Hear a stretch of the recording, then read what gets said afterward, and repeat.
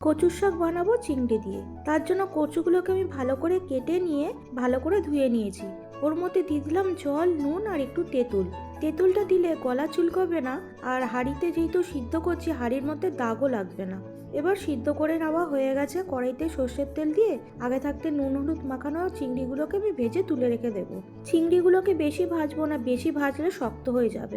ওই তেলের মধ্যেই আর একটু তেল দিয়ে দেবো, আর দিয়ে দেবো শুকনো লঙ্কা, তেজপাতা আর সাদা জিরে। ফোড়নগুলোকে একটু ভালো করে ভেজে নিয়ে এবার আমি একটা মশলা বানিয়ে রেখেছি। এর মধ্যে আছে আদা বাটা, হলুদ গুঁড়ো, নুন, একটু জলের সঙ্গে আমি ভিজিয়ে রেখে দিয়েছিলাম।